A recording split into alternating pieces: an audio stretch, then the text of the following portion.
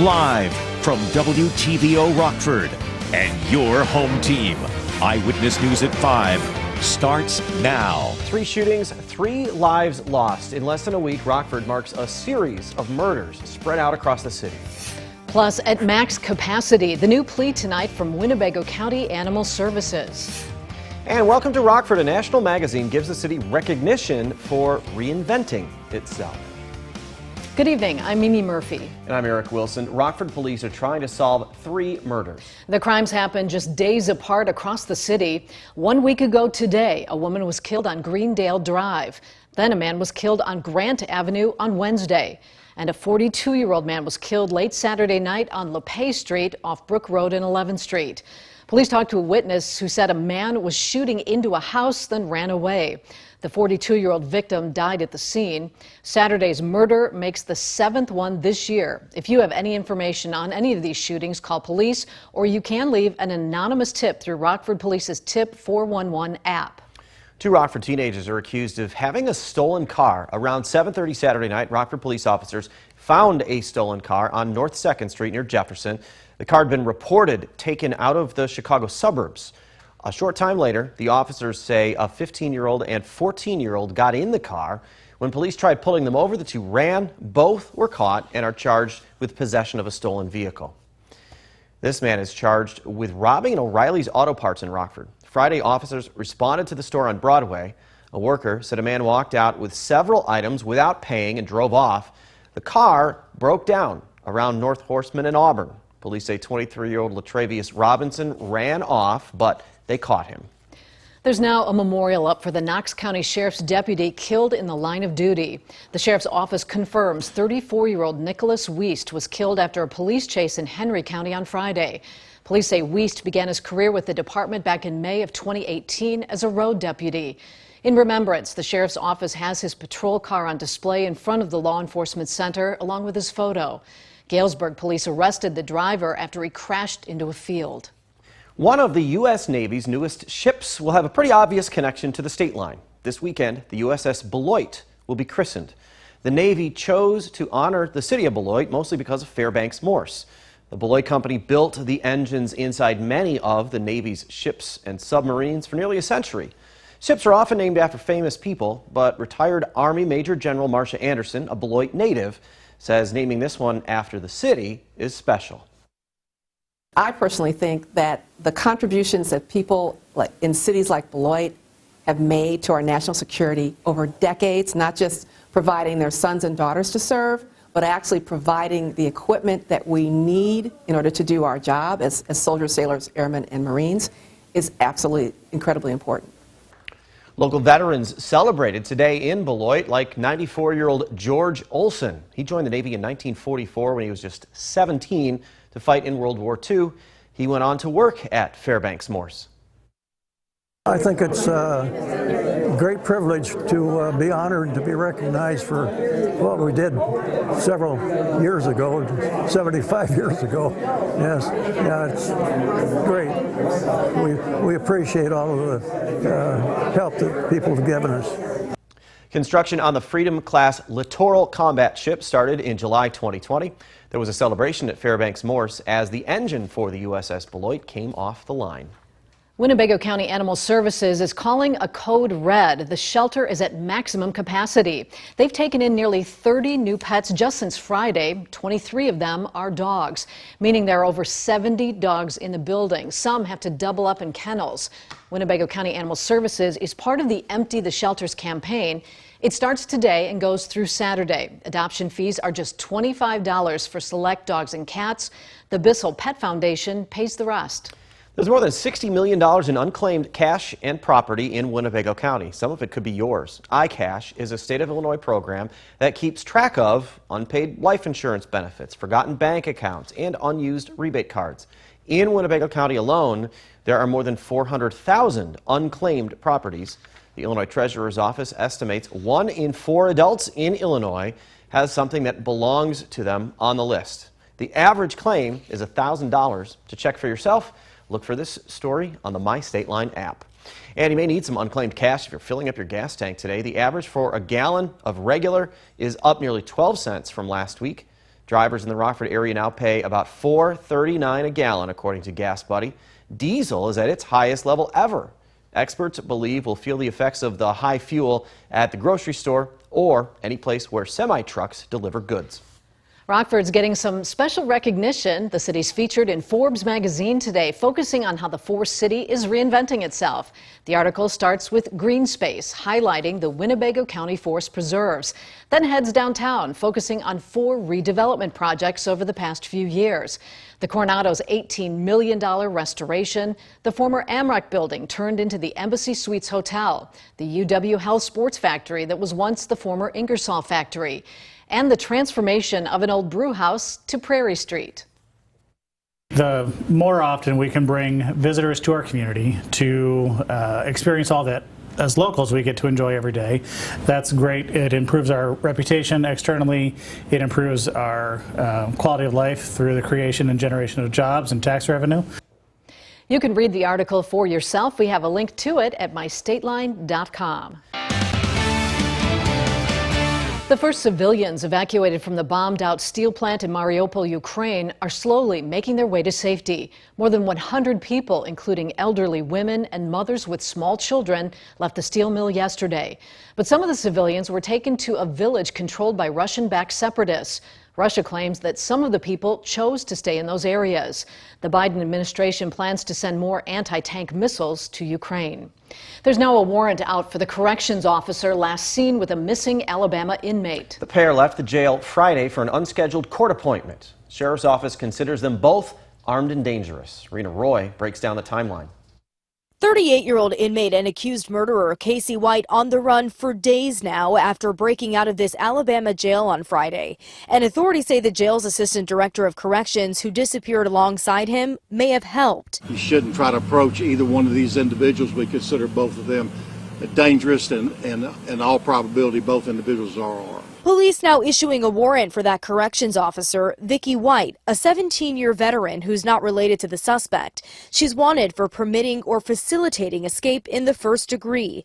Officials say surveillance video shows the pair leaving the jailhouse in a patrol car for a courthouse mental health evaluation. But it turns out no evaluation was scheduled, according to investigators.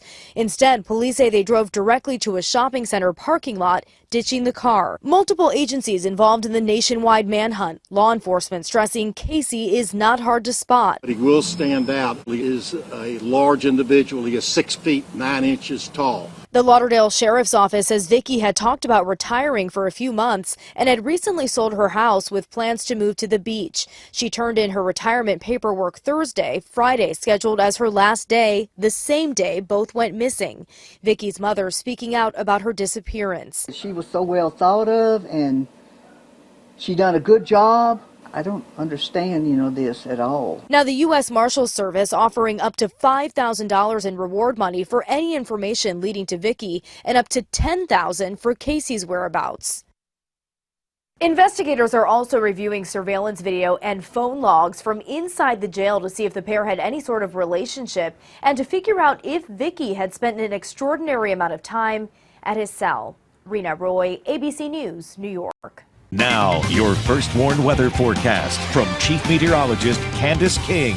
Well, we've been filled with plenty of cloud cover out there this afternoon. A live look with our Poplar Grove camera, sponsored by the Poplar Grove Airport here this afternoon. You've got the cloud cover, starting to see a little bit of that cloud cover breaking just a bit. You've got just a little bit of that blue sky peeking through, but otherwise we've been with a mostly cloudy sky. Those clouds tied into another storm system that'll be working in here from the south, and that'll give us our next chance for rain that moves in later tonight and for the first half of tomorrow. But for the rest of this evening, we are going to stay dry. You do see a couple of showers there trying to work into portions of eastern Iowa. We are pretty dry right now, so we're likely not going to see much of that actually reach the ground. Actually, none of that is reaching the ground. Well, we may have an isolated shower or two once we get closer to about 7, 8 o'clock here this evening. Better chance for rain comes in after midnight tonight, and that'll last through tomorrow morning. Cloud cover, unfortunately, has kept our temperatures once again well below average. We've been in the 50s for the afternoon, low to mid 50s, 55 degrees in in Rockford, Freeport, 54 in Janesville. You're at 55 right now in Rochelle, and 57 our current temperature down in Sterling. 53 degrees for our weather watcher Ben here in South Beloit. Dew point temperature checking in at 39. So still a little bit of dry air. Next couple of hours we'll start to see that moisture begin to increase, and then eventually those rain showers do return. Doesn't really feel like the beginning of May, does it? Especially with those cooler temperatures. On average, beginning of May, we should be in the mid-60s.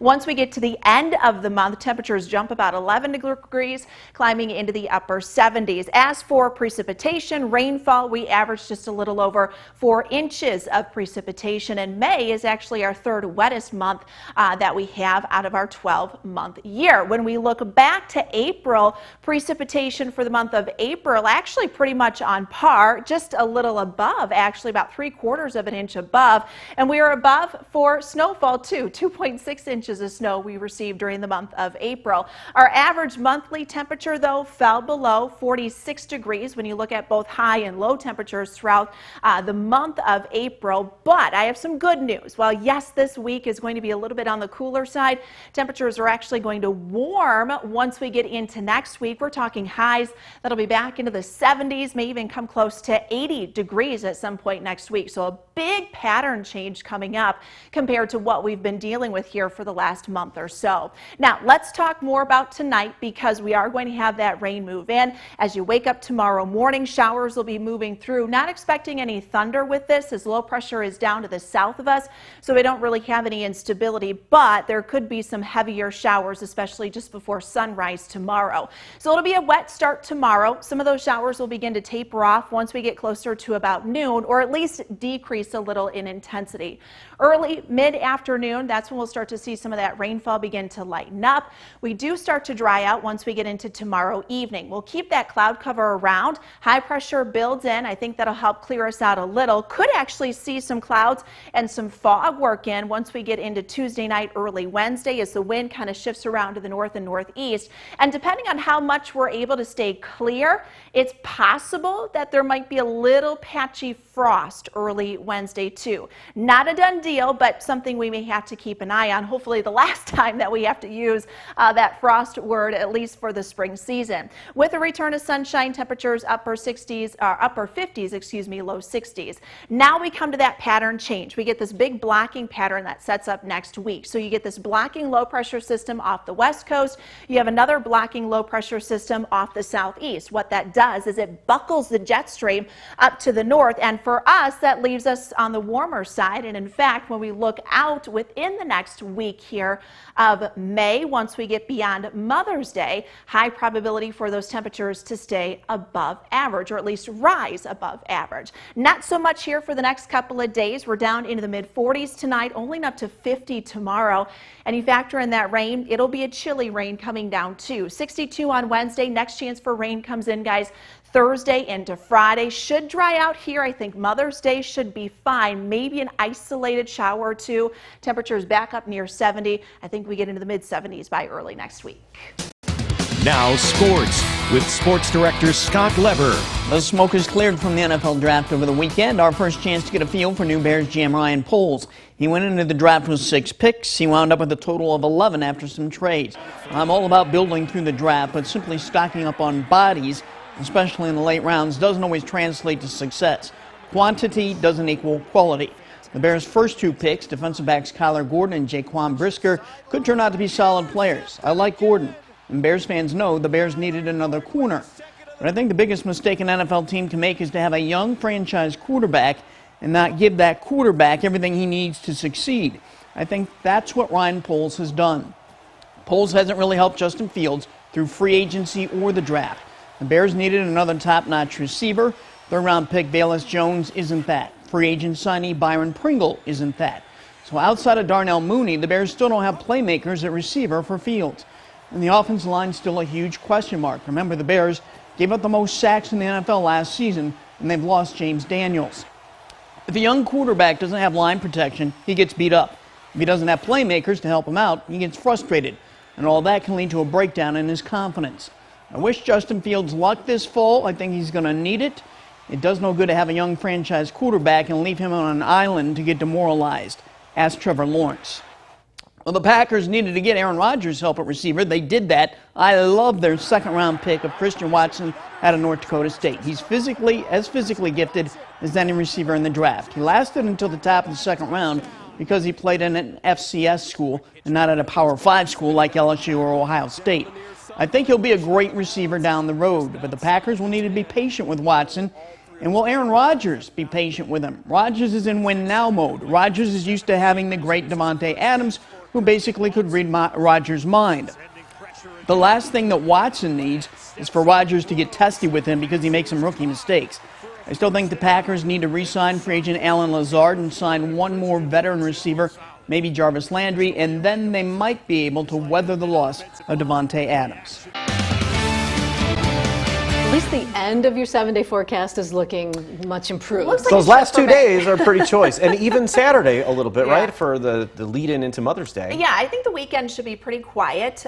We might have a shower or two Saturday, Sunday, but nothing that I think would really kind of hamper any outdoor plans or anything like that. Nothing like the rain that we're going to get later tonight and tomorrow and then Thursday into Friday. So we continue with that rainy pattern. Kind of cool, too. I mean, temperatures are about 10, almost 15 degrees colder than where we should be here for the beginning of May. The first warn interactive radar right there on mystateline.com. We're in the mid-40s tonight, so we'll lose about 10 degrees or so from where we are right now. Winds will actually pick up from the east through the overnight and during the day tomorrow. With the cloud cover, it'll kind of be a chilly rain. Look for those showers to really kind of pick up overnight after midnight and then into tomorrow before tapering off tomorrow afternoon. Low 60s on Wednesday, back down into the 50s Thursday, Friday, and then we end it with the 70s next week. Much better. Thanks, Candace. And thank you for spending some of your time with us. Stay safe.